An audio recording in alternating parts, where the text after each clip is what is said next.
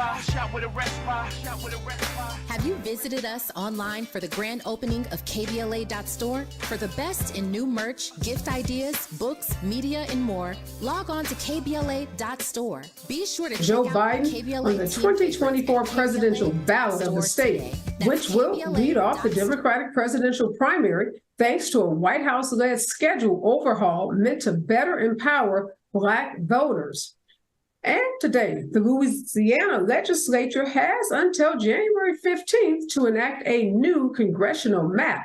Now, this is after a lower court last year ruled that the current political boundaries dilute the power of the state's Black voters. This is what a federal New Orleans appeals court said.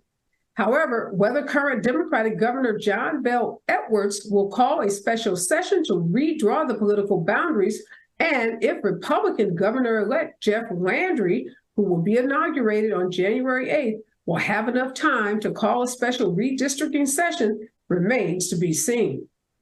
Senator Tim Scott of South Carolina, who tried carving out a space in the Republican presidential field with a hopeful message built on his life story, that is, the son of a single mother who rose from poverty to become the only Black Republican in the Senate, that is, announced on Sunday that he was suspending his campaign. Senator Scott said he had no intention of endorsing another candidate in the Republican primary race. He says the best way for him to move forward is to not weigh in. And in Gaza City, one of the main hospitals has been out of service since Saturday morning. Now, this is a result of heavy bombardment and intense fighting outside of the complex. The challenges for Gaza's hospitals continues to mount as fighting has intensified. Ambulances have come under fire, power is going out, and dead bodies have piled up in an overwhelming surge of patients. Israeli Prime Minister Benjamin Netanyahu said yesterday that he is willing to discuss a deal where the hostages would be freed, and in exchange, there would be some pause in the bombardment of the Gaza Strip.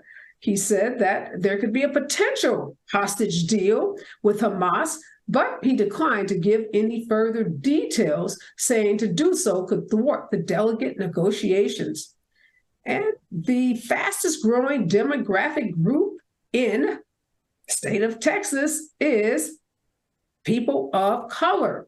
That means white people, who had long been the state's largest demographic group, are now outnumbered by those who are Hispanic, even among native-born Texans.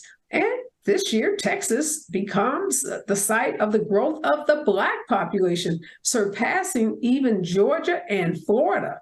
And unlike Black transplants to other states who are often either extremely poor or very rich, those moving to Texas are more likely to be middle class.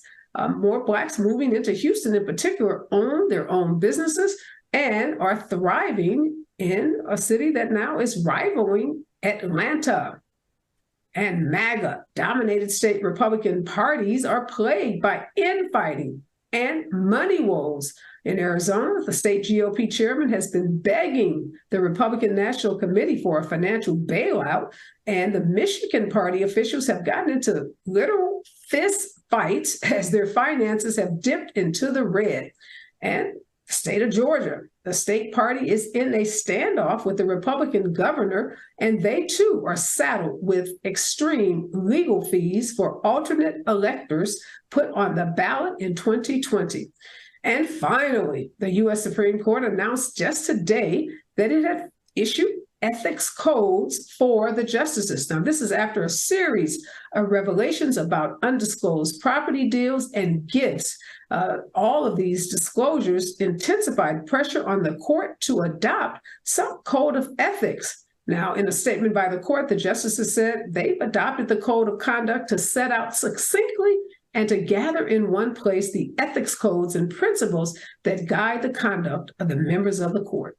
This is Areva Martin in real time, and I'm your host, Areva Martin. This is your one-stop destination for today's trending news, expert analysis, and my unfiltered opinions.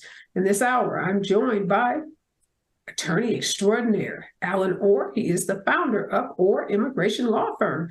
And also one of my top and favorite professors is here, Dr. Michael Fauntroy. He is a professor at George Mason University. And in hour two, that's the hour where we dig deep, where we go behind the headlines and we bring you those stories that people are talking about.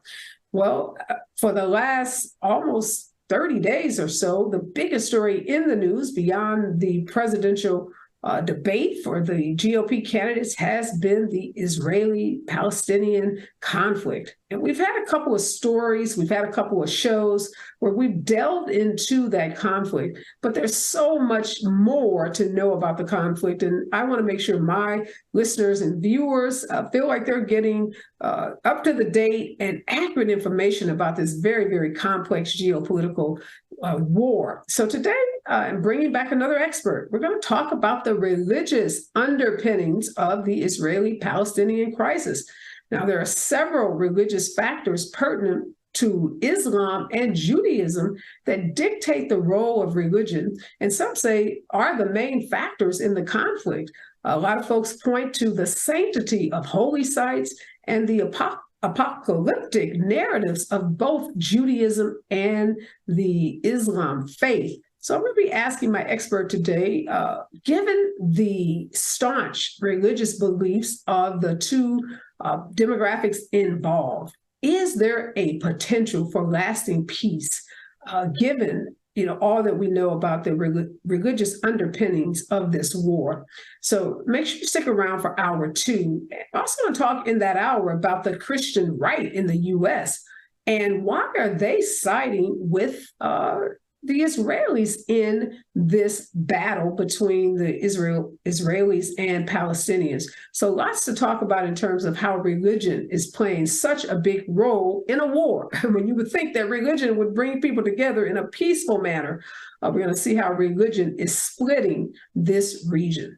But before I bring on my guest, I read an amazing op-ed piece. And I don't often talk about other folks' opinion pieces on this show, but before I bring on my guest today, and in real time, I thought this opinion piece written in the Washington Post was particularly important. It was written by Jennifer Rubin, someone who I have a great deal of respect for. She's a Washington Post writer. She's also an MSNBC contributor. But she did, I think, one of the best articles about the media coverage of our politics. And she really delved into what we saw happen over the last couple of weeks leading up to those big races last Tuesday. She talked about that poll that came out by the New York Times that had everyone up in arms. The poll that we talked about that said 22% of Black voters were leaning towards voting for Donald Trump. The poll that said Joe Biden was in big, big trouble in swing states. Well, Jennifer talked about the frenzy that was created and the coverage of that poll and how the frenzy and the media coverage really distorted the reality of where we are in our body politics and distorted what's happening politically around this country. And I was so fascinated by this piece. I sent it around to a lot of folks because I think it put into perspective how we as Democrats, how we as folks who believe in our democracy need to take a pause, need to take a breath and even a step back when we look at these polls and not become so alarmed. And remember that the media, mainstream media, corporate media, owned by big corporations, and they have a job to do. And at the end of the day, they've got to make money for their shareholders.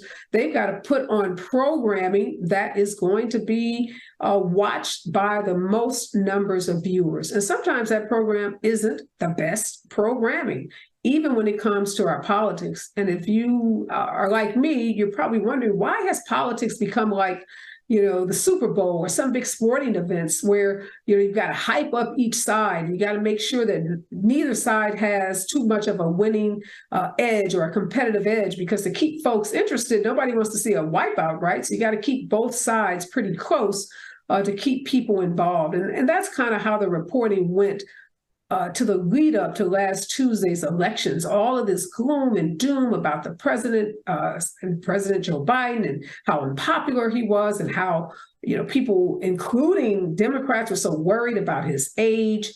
And Jennifer puts in perspective that, look, we are a year out from the 2024 presidential election.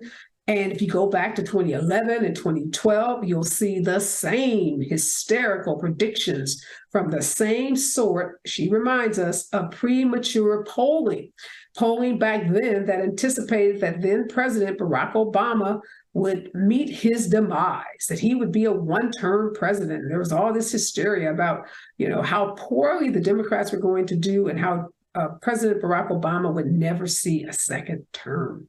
Well, similar to how wrong those pollsters were as it related to Barack Obama, Jennifer reminds us that all indications are that the pollsters this time around in 2023 are equally wrong. And she reminds us of all of the ways that Democrats have been successful dating back to the midterm elections and how we defeated the red wave and how well we did in this past Tuesday's elections. And what she really does that I was so impressed with is at the end, she says, our political reporting, our political coverage could be different. We could be covering what's actually happening, like how well abortion rights activists and organizers are doing. We could be talking about the thousands and thousands and millions of jobs that have been created throughout this country, particularly in the heartland. We could be talking about the political activism of young people. We could be talking about the impact that Houston, Texas, and other states in the South having these demographic shifts where more people of color are moving into them, how that is reshaping our body politics. We could be talking about the incredible things that Kamala Harris has been doing with HBCUs around this country. And at the end of the day, what she concludes is no matter how stuck the mainstream media may be stuck in terms of overhyping a horse race and making this about a horse race type coverage, we have an opportunity to really tune out that noise. We have an opportunity to choose differently, to see our politics differently, and we have an opportunity to stay focused on what's really happening and not the predictions of pollsters who historically have been incredibly, incredibly wrong. Stay with us when we come forward more of today's breaking trending news right here on KBLA Talk 1580. R is on fire tonight. Unapologetically progressive. KBLA Talk 1580. We've got your black.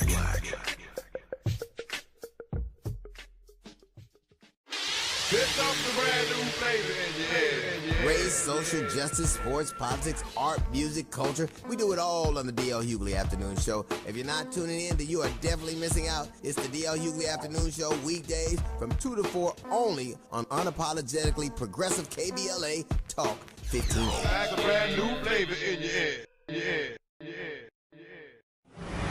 To boldly go where no man has gone before. Boldly taking talk radio where it has never gone before. New vistas, new voices, new views, new visions, new victories. We're KBLA Talk 1580, and we're taking public media black.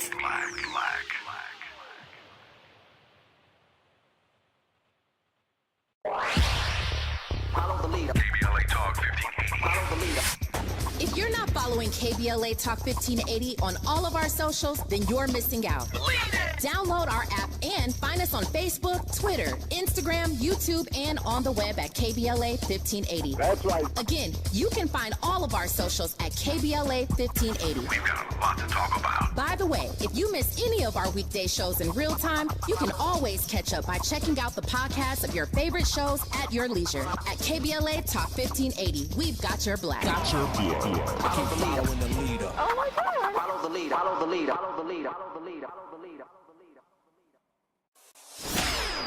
Gotta stay fresh, my house shot with a rest bar, shot with a rest bar, shot with a rest bar. Have you visited us online for the grand opening of KBLA.store? For the best in new merch, gift ideas, books, media, and more, log on to KBLA.store. Be sure to check out our KBLA team favorites at KBLA.store today. That's KBLA.store for all the official merch on your favorite talk radio station, KBLA Talk 1580. The bounce is back. We've got a lot to talk about. Are you interested in catching up on all the latest entertainment news, trending topics, and exciting interviews? I got you. Tune in to The Raw Report with Robin Ayers, Monday through Friday, 6 to 7 p.m. I'm your host, Robin Ayers. Join me every weekday with some of the best entertainment contributors in the business as we break down what's going on, who's got next, and what not to miss. Only on The Raw Report with Robin Ayers. Unapologetically progressive. KBLA Talk 1580. We've got your black.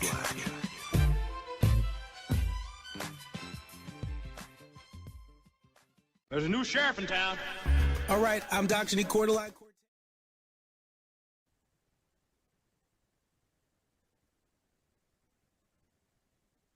We are back in this hour tracking today's news. With me is attorney Allen Orr and Dr. Michael Fauntroy. All right, Allen, did you see it coming? And that is Senator Tim Scott saying, my Rosie from the cotton field to Congress story was not resonating with the MAGA base. And at this point, the best thing for me to do is just bow out of the GOP presidential race. I did watch the second debate where I found him to be super unserious and unprepared and not really realistic on the facts. So I felt it was coming, but much like his staff, I was surprised on Sunday night when he did it. Yeah, what do you make of that, Allen? He didn't tell his staff. The staff was actually preparing for some other, campaign-related events, and they were as shocked as most of the viewing public. Well, I think it exemplifies that someone told him he wasn't running anymore, that it wasn't a personal decision that he decided to make, that someone told him, that's $20 million that they invested in him to just try to see what would happen in this race, in a lottery ticket, basically. And so it was very disappointing. I was very disappointed to hear that he treated his staff that way because, as you know, these political campaigns, people had to move their families to be there to work on his campaign. Yeah, it seemed like the most unprofessional way to end a campaign, particularly, as you said, given how much sacrifice people make and they have to now scramble and find jobs and, figure out what they're going to do with the rest of this year. And the year is getting close, we're getting closer to the holidays. So it does sound like Professor Fauntroy, somebody called Tim Scott Sunday morning and said, it's over. I'm pulling the plug. All your money's gone, everything. And, he was left with no choice. But what does this do? This departure of Mike Pence and now Tim Scott, where does this leave the GOP field of candidates? Well, first, let me say, there was never a compelling reason for Tim Scott to ever even get in the race to begin with. And so his exit, the only thing surprising about it for me is that it happened before Iowa and not after Iowa. It was clear that he was not resonating and that he didn't really have a message that would be attractive to even a small number of Republican voters across the country that would justify a run. Now, as to what it means sort of more broadly with regard to Mike Pence as well, they both at some level exemplify a kind of republicanism that is on the outs right now with sort of red meat Republicans that appear to be out in charge of the party right now.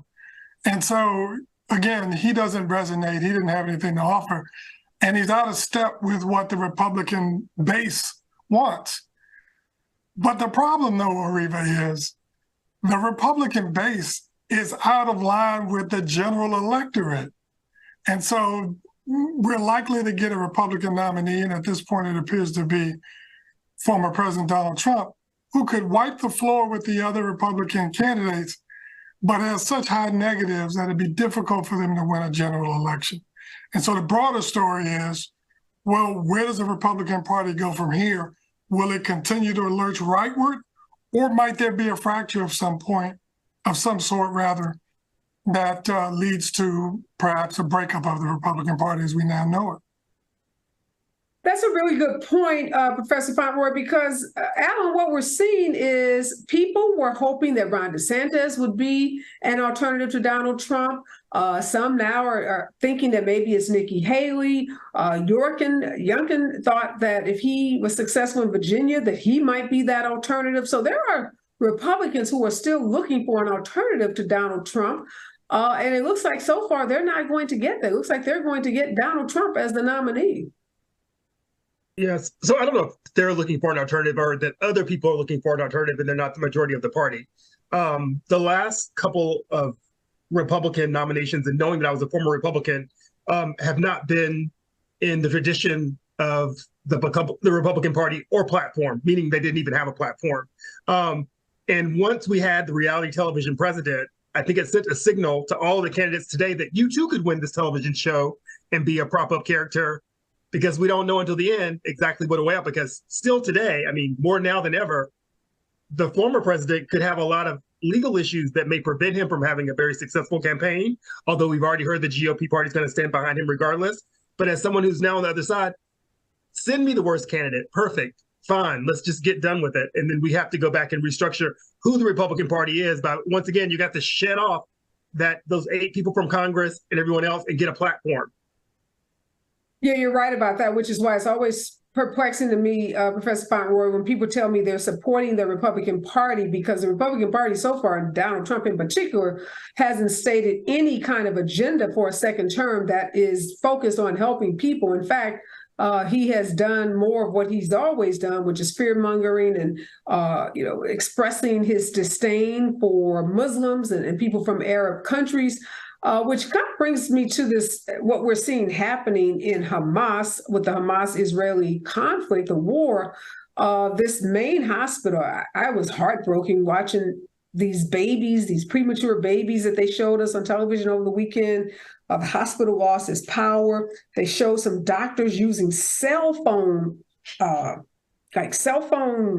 do you call it, your flashlight, to actually do surgery. So I can't even imagine what that's like for those professionals. And then, needless to say, the person is getting the surgery, not the most proficient way. But you now have Democratic aides in Congress, and you have State Department employees saying, Joe Biden-Harris administration, we are not with you in this unequivocal support of Israel. How much pressure do you think this is going to be on the Biden administration, given that you have staffers and you have your own State Department employees saying enough is enough?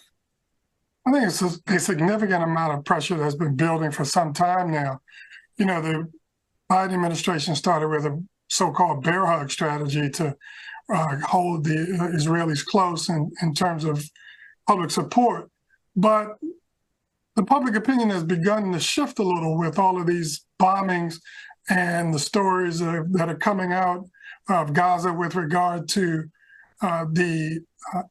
in many ways, sort of outrageous deaths of innocent people. And that's caused this shift that you just referred to. And I think it puts the administration in a difficult position. It is unjustifiable to support a government that is killing innocent people. At the same time, you jumped out in front on this saying you were with Israel. And I think that the longer this goes on, the more pressure will be on the administration to bring a halt to this to the extent that they can.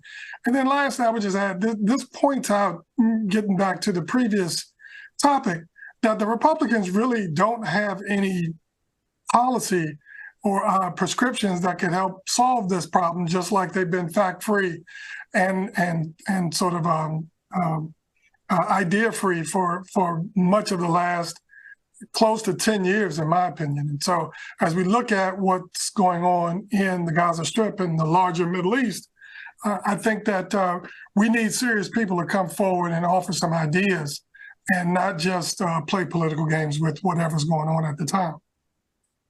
Yeah, this war has caused a lot of tension and friction, even amongst Democrats. We saw what happened with the censure of Congresswoman Rashida Tlaib. She's now facing a very complex set of circumstances, Allen, in her own district, because her district has been redrawn in a way that she represents a large swath of both Muslims and Palestinian Americans, as well as now in these Detroit suburbs, a large demographic of Jewish Americans.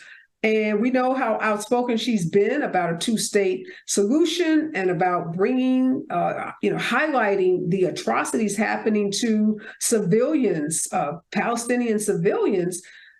where does this leave someone like Congresswoman Tlaib? And as you think about that, think about this. You know, we saw those articles that said Muslim Americans were not going to vote for Joe Biden, and that in swing states like Michigan, he had lost that vote.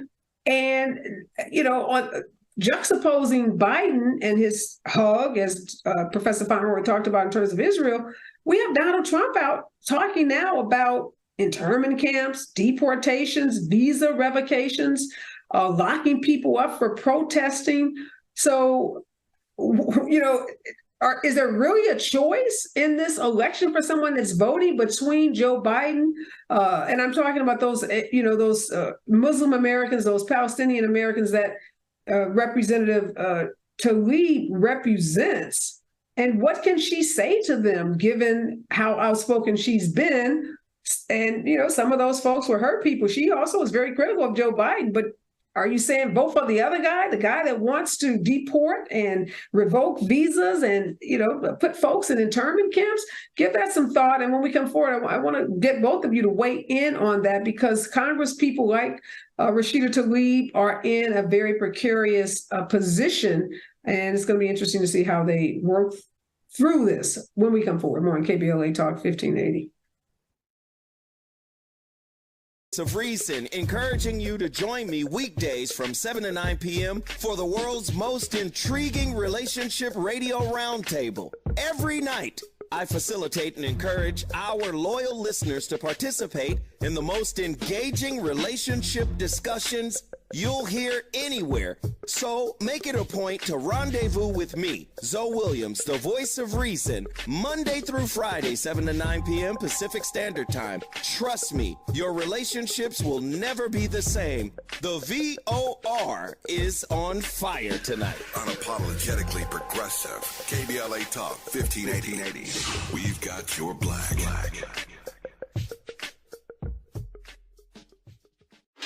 Here comes the brand new flavor in your head. Race, social justice, sports, politics, art, music, culture. We do it all on the D.L. Hughley Afternoon Show. If you're not tuning in, then you are definitely missing out. It's the D.L. Hughley Afternoon Show weekdays from 2 to 4 only on unapologetically progressive KBLA Talk 1580. Like a brand new flavor in your head.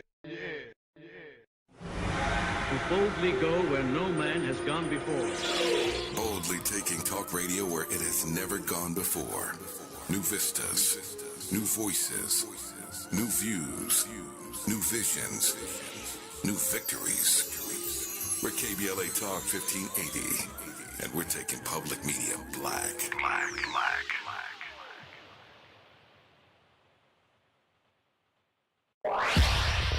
Follow the leader. KBLA Talk 1580. Follow the leader. If you're not following KBLA Talk 1580 on all of our socials, then you're missing out. Download our app and find us on Facebook, Twitter, Instagram, YouTube, and on the web at KBLA 1580. That's right. Again, you can find all of our socials at KBLA 1580. We've got a lot to talk about. By the way, if you miss any of our weekday shows in real time, you can always catch up by checking out the podcast of your favorite shows at your leisure. At KBLA Talk 1580, we've got your black. Follow the leader. Oh my God. Follow the leader. Follow the leader. Follow the leader. Follow the leader. Follow the leader. Gotta stay fresh, my house shot with a rest bar. Have you visited us online for the grand opening of KBLA.store? For the best in new merch, gift ideas, books, media, and more, log on to KBLA.store. Be sure to check out our KBLA team favorites at KBLA.store today. That's KBLA.store for all the official merch on your favorite talk radio station, KBLA Talk 1580. Bounce is back. We've got a lot to talk about. Are you interested in catching up on all the latest entertainment news, trending topics, and exciting interviews? I got you. Tune in to The Raw Report with Robin Ayers, Monday through Friday, 6 to 7 p.m. I'm your host, Robin Ayers. Join me every weekday with some of the best entertainment contributors in the business as we break down what's going on, who's got next, and what not to miss. Only on The Raw Report with Robin Ayers. Unapologetically progressive. KBLA Talk 1580. We've got your black.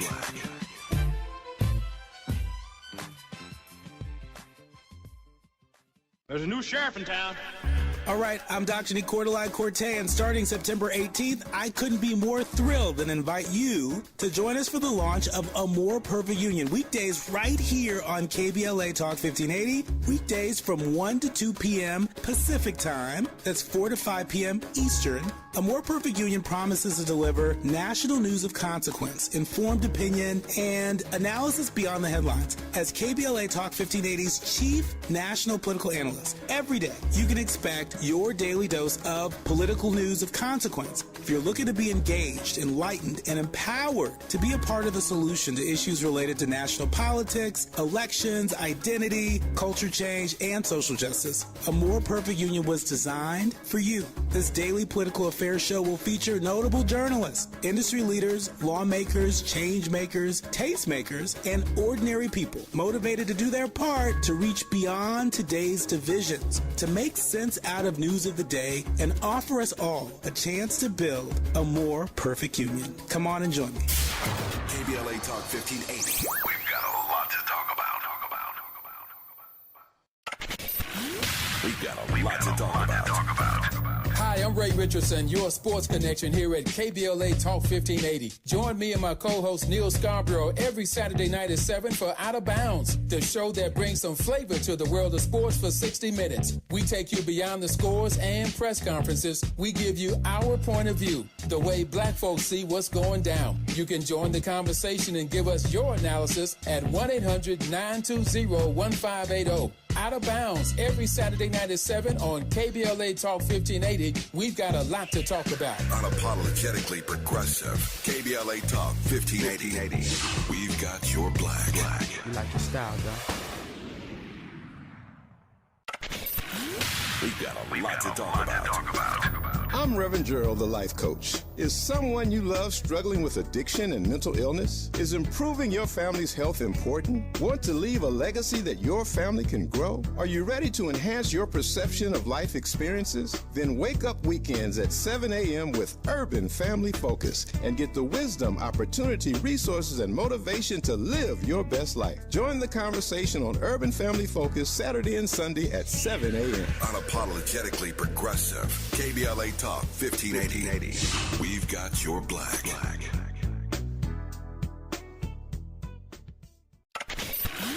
We've got a lot to talk about. Race, culture wars, political turf battles, criminal justice and injustice, the courts. These are the conversations you won't hear elsewhere. My guests are leading journalists, celebrities, and sports figures, elected leaders, and influencers. They aren't afraid to get into it and say the quiet part out loud. With Areva Martin in real time, your commute just became the most engaging part of your day. Tune in weekdays from 4 p.m. to 6 p.m. We are back, and in this hour, we are tracking today's breaking and trending news with immigration attorney Allen Orr and Professor Dr. Michael Fauntroy from George Mason University. And Allen, before the break, we were talking about the precarious position many Congress people, senators, and other political leaders find themselves in as they try to navigate through this very complex geopolitical war that's happening between Israel and Hamas. And Representative Rashida Tlaib in particular represents this district outside of Detroit, where she has a large number of Palestinian Americans who are her voters, Arab Americans, but she also just inherited a big Jewish community as a part of her district. How does someone like her, who's trying to navigate both of these, she's the only Palestinian American in the U.S. Congress, she's been censored, she's been criticized by Democrats as well as Republicans. What is she to do in this situation? Yeah, so my answer is not a political one, and it shouldn't be for anyone who's in this situation. It's really a moral one, and I think that she has lived by her moral code, and if you saw her speech on the House, she had a good explanation of why she said the things that she said. I will say, for me, and my experience from my time in the Middle East, it is a warped covering of the situation. With regards to everything as Hamas doing this, Hamas is doing that, Hamas is doing that, and this is why Hamas is the reason why we're killing these innocent kids. We need to sort of look back at the construction of those sentences to sort of make it seem like, the Palestinians are just dying without any action of being killed. and having no remorse for that. And what are the standards of war? So it's a little bit problematic. And I think she should be herself in her district. People who voted for her knew who she was when they found her, because she's always had that passion within her. And that has been my experience with her and with dealing with immigration for all this time. So I don't think she really needs to be concerned with that. And the people in the other districts, there's a little bit of over media hype right now that's sort of making this divide, and which we talked about on the show last time we were on the show, is that part of the confusion in politics right now is they're trying to make an us and them consistently. And I've seen many Jewish individuals in the United States who are my friends who see the issue and the conflict that exists and see it from both sides, and that this is complex. It's not a one or the other type situation. It's more of a, we need to figure out the solution and make it work, and definitely the disproportionate amount of weapons that are being used right now just doesn't make sense to anyone.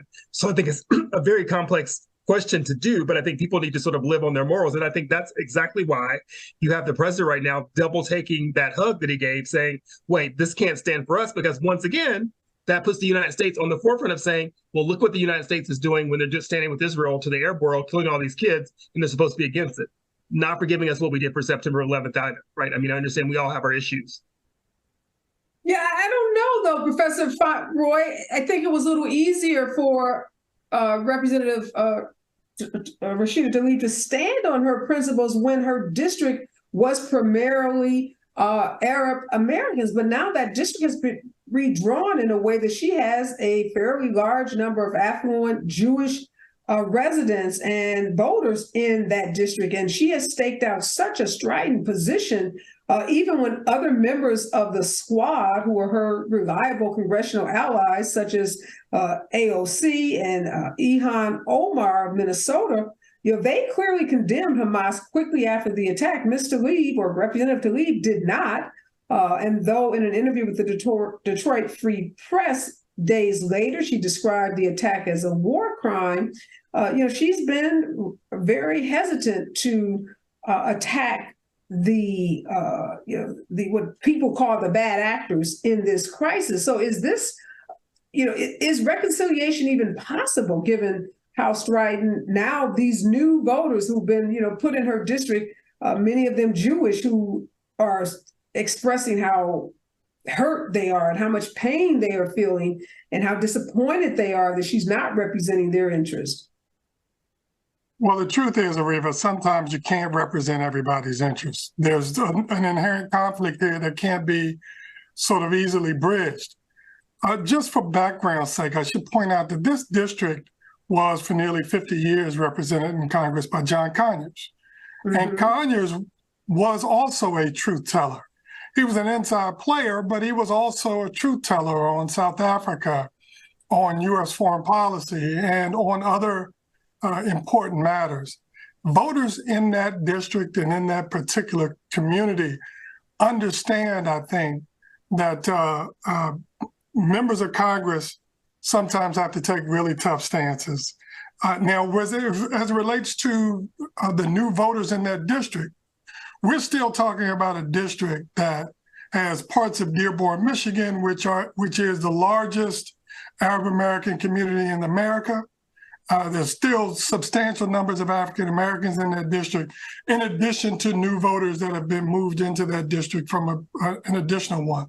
So it really is a really complex mix of voters, beliefs, both religious, cultural, racial. It's a difficult gap to bridge. And so there will always be some people who are unhappy with whatever decisions are being made, which brings me back to Allen's point, which is one I co-sign, and that is you got to go with your heart and tell it as you see it and let the chips fall where they may. At least in that regard, if you end up on the outs, you go out on your own terms rather than trying to contort yourself to please somebody else, and you end up in trouble anyway. Yeah, it's so interesting because we know, Allen, that Joe Biden and Benjamin Netanyahu are probably as different as night and day, oil and vinegar. And that big bear hug that Biden gave to Netanyahu, and many people thought by doing that he would have a great deal of influence and power over how this war was conducted. But if you read the press, it seems like Biden doesn't have very much power or control. He has started to speak out like this Gaza this hospital. He's saying this Gaza Strip's hospital must be protected, and he wants the Israelis to pull back some of their operation that is creating this humanitarian crisis. But every time you hear Netanyahu or some of his top aides, they seem to be more determined than ever to keep moving forward and not moving back or not responding to what some people may call the ultimate and subtle way that Biden is trying to pressure him to address some of these humanitarian crises. So have we created kind of a monster now, or we've, unleashed someone, some power, some government that we can't now rein back in? Well, I think part of it's, this is one of the spaces that I'm really troubled by, sovereignty and civics. The president is not the president of the world. And so he doesn't get to control all the actions of the world, though our money and our purse strings do. And I think Blinken is doing a good job of signaling those messages, and we don't know what's happening behind closed doors. I think Netanyahu is running from responsibility, right? Because there was a failure that happened of a magnitude that should not have happened in any way for the country with the type of technology and extremes that Israel has. Somebody was sleeping at the wheel, and there needs to be accountability for that. As well as for everything else that's involved in the situation. So I think that he has to admit to be strong at this point in time, because he's taken no accountability for what has happened, and that's disappointing. And also, Netanyahu also gave Trump the biggest hug and continues to give him the biggest hug as he tries to consolidate all that power. And that's another problem that he's going to have in the world. Yeah, no doubt about that. Definitely hugging Donald Trump as Donald Trump is talking about deportation and internment camps. Go ahead. You want to jump in, Professor? Yeah, real quick. I just want to underline something Allen said, because I really do think this exists at the heart of their relationship. Let's remember that Netanyahu did an event for Donald Trump when Donald Trump was running for president. He essentially endorsed Trump for president. And if I'm Biden, I'm not forgetting that, right? And so I think that, there's some prickliness between the two of them. They've known each other forever. Biden knows what Netanyahu is about. Netanyahu knows what Biden is about. And as a result, I think they may have to sort of get out of the way and let other negotiators settle this, because I'm not sure that Biden trusts Netanyahu to do the right thing. Mm. And there's lots of reasons why he shouldn't. There are lots of things we can point to, call it evidence, that's on the record, clearly documented as to why he shouldn't. When we come forward, I want to talk about the Democrats who are signaling some openness to the two-part plan put forth by the GOP speaker that has the Republicans up in arms, up in their feelings, and saying not on their watch. Which would be interesting to have the Democrats align with Mike Johnson, where his fellow Republicans are getting ready for what may be another great big showdown. Stay with us, KBLA Talk 1580. Favorites at KBLA.store today. That's KBLA.store for all the official merch on your favorite talk radio station. KBLA Talk 1580. We've got a lot to talk about. Are you interested in catching up on all the latest entertainment news, trending topics, and exciting interviews? I got you. Tune in to The Raw Report with Robin Ayers, Monday through Friday, 6 to 7 p.m. I'm your host, Robin Ayers. Join me every weekday with some of the best entertainment contributors in the business as we break down what's going on, who's got next, and what not to miss. Only on The Raw Report with Robin Ayers. Unapologetically progressive. KBLA Talk 1580. We've got your black.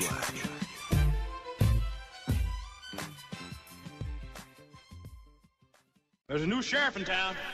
All right, I'm Dr. Cortez, and starting September 18th, I couldn't be more thrilled than invite you to join us for the launch of A More Perfect Union. Weekdays right here on KBLA Talk 1580. Weekdays from 1 to 2 p.m. Pacific time. That's 4 to 5 p.m. Eastern. A More Perfect Union promises to deliver national news of consequence, informed opinion, and analysis beyond the headlines. As KBLA Talk 1580's chief national political analyst, every day you can expect your daily dose of political news of consequence. If you're looking to be engaged, enlightened, and empowered to be a part of the solution to issues related to national politics, elections, identity, culture change, and social justice, A More Perfect Union was designed for you. This daily political affairs show will feature notable journalists, industry leaders, lawmakers, change makers, tastemakers, and ordinary people motivated to do their part to reach beyond today's divisions, to make sense out of news of the day, and offer us all a chance to build a more perfect union. Come on and join me. KBLA Talk 1580. We've got a lot to talk about. We've got a lot to talk about. Hi, I'm Ray Richardson, your sports connection here at KBLA Talk 1580. Join me and my co-host Neil Scarborough every Saturday night at 7 for Out of Bounds, the show that brings some flavor to the world of sports for 60 minutes. We take you beyond the scores and press conferences. We give you our point of view, the way black folks see what's going down. You can join the conversation and give us your analysis at 1-800-920-1580. Out of Bounds every Saturday night at 7 on KBLA Talk 1580. We've got a lot to talk about. Unapologetically progressive. KBLA Talk 1580. We've got your black. You like your style, though. We've got a lot to talk about. I'm Reverend Gerald, the life coach. Is someone you love struggling with addiction and mental illness? Is improving your family's health important? Want to leave a legacy that your family can grow? Are you ready to enhance your perception of life experiences? Then wake up weekends at 7 a.m. with Urban Family Focus and get the wisdom, opportunity, resources, and motivation to live your best life. Join the conversation on Urban Family Focus Saturday and Sunday at 7 a.m. Unapologetically progressive. KBLA Talk 1580. We've got your black.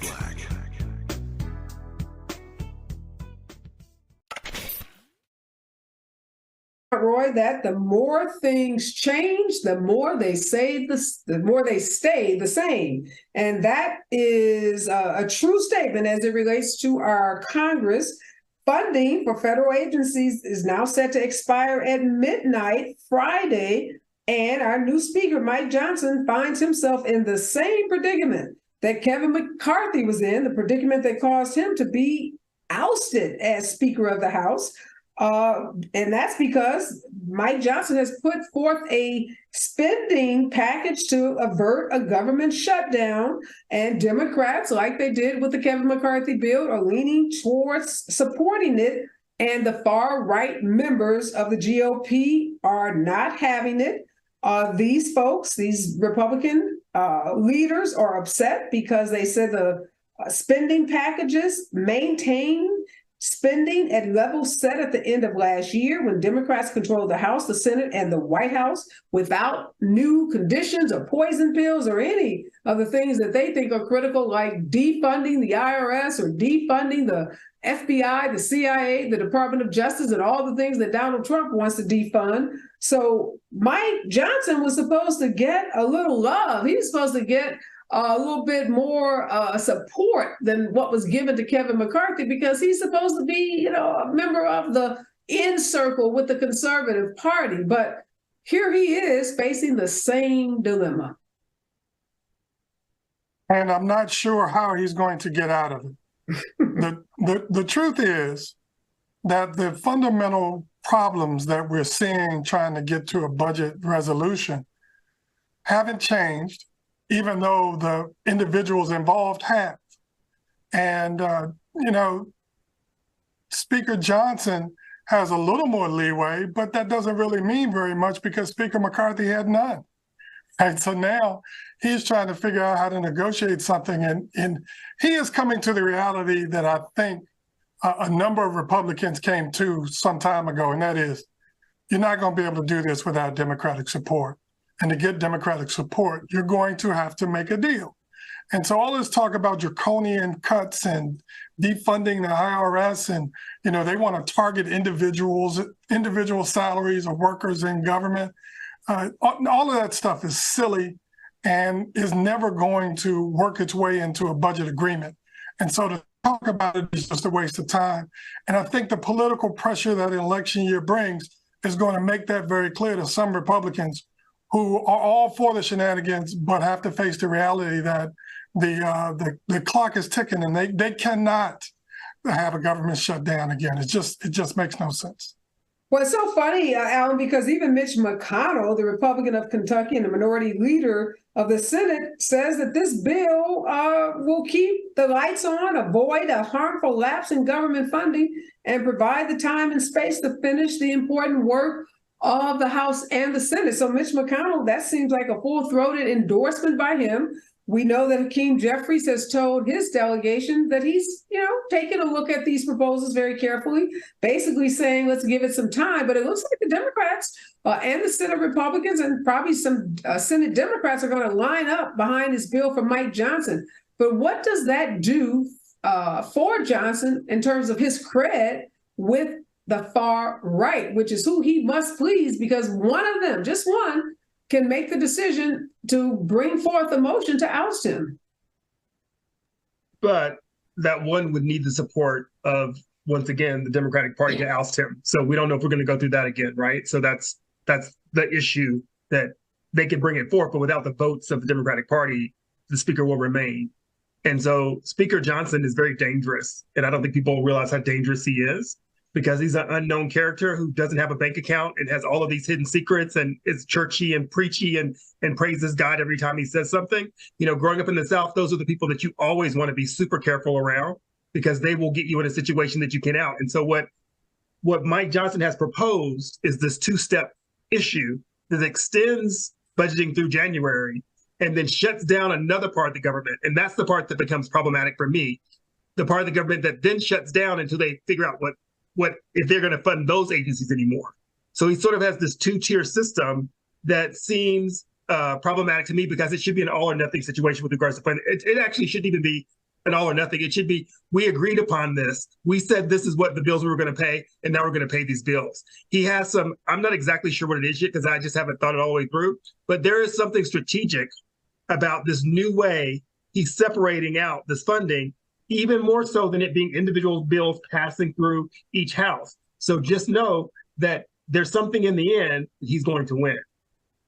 So, Professor Fauntroy, we know that Biden and his administration has said they're very unhappy with this two-part funding plan, and didn't say they wouldn't support it, but it's very clear that this is not what the White House wanted. What is that part of the government that Allen is talking about that would shut down after January? Because I didn't see that in any of the reports that I read. It is a two-step process, which has never been done before, as far as I know. I'm not certain on all of the details, but what I am certain on is this is not the kind of plan that the U.S. Senate can get behind, right? And so for that reason, I think ultimately this new funding measure will look a lot like previous ones.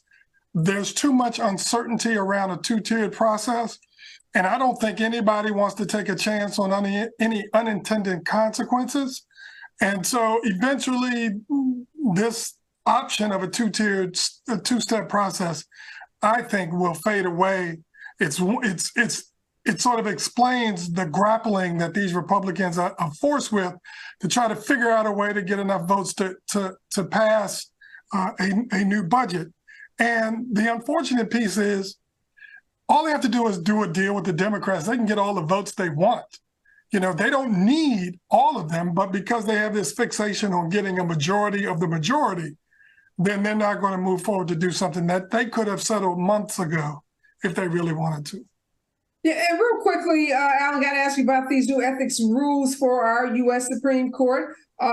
Justice Roberts says, look, the rules are already here. We just put them all together in one place. We modeled what other federal judges have to follow. A lot of this prompted by Clarence Thomas's $267,000 RV that was financed by a friend who said, look, I just, wanted to give a friend a luxury vehicle, and I'm a rich guy, so I wasn't too worried about him paying me the money back. How encouraged are you that these new ethics rules are going to bring about a change in terms of all of these perks and all of this financial support our justices seem to be getting from people who have business before the court.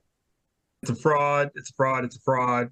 It has no teeth. It is exactly putting candy in front of the 3-year-old and saying, please don't get the candy. And if they do, there's no repercussions for it. So unfortunately, it's very well done. They codified things that they thought should be there, but it has no enforcement mechanisms, no outside sort of purview of it. So once again, they're in a situation where they just say, they knew these things all along. They haven't been following them, but now they're going to make up this hypothetical thing that they're going to follow. No, it's a farce. Sorry, that's not going to work. White House needs to continue doing exactly what he's doing in the House to bring them under control. And quick rapid fire question for you, Professor Fauntroy. Donald Trump says he wants his federal election trial in New York televised. Federal prosecutors are objecting. What's your vote? Televised or not? I'm conflicted on that because I think people need to see it, but at the same time, the people that really need to see it won't accept what they see, and he'll turn it into a clown show, and it'll become a farce, and it's probably in the end a bad idea. What do you think, Allen? Put it on television. I always think court should be on television. I don't believe in closed courtrooms, even the Supreme Court. I'm over it. Okay, so you want Judge Chutkan to throw away the standard rule about federal criminal trials? Absolutely. If you're going to be an actress, be an actress. But people generally see justice better when they actually are able to see it and not just see transcripts. So unfortunately for me, let's do it. Let's see it. Well, it's going to be interesting to see. This judge is going to have to make a pretty big decision. Again, she would be going against the grain as it relates to federal criminal trials being televised. We'll see what this judge does. Donald Trump, of course, says he wants it on television, but when he says X, he probably means Y. So not really clear where he stands on this. And we're going to talk some more throughout this week about the ongoing civil fraud trial. His son saying that his father is brilliant. No surprises there, but we're out of time. Thank you so much, Professor Fauntroy. Thank you, Allen. Always a pleasure to see both of you. When we come forward, we're going to talk about how religion is such a driving force in the Israeli-Palestinian conflict. When you think about religion, and it should be bringing people together in a peaceful way, religion in this region is tearing these people apart. Stay with us, KBLA Talk 1580. At your leisure at KBLA Talk 1580. We've got your black. Follow the leader. Oh my God. Follow the leader. Follow the leader. Follow the leader. Follow the leader. Follow the leader. Gotta stay fresh, my house shot with a rest spot. Have you visited us online for the grand opening of KBLA.store? For the best in new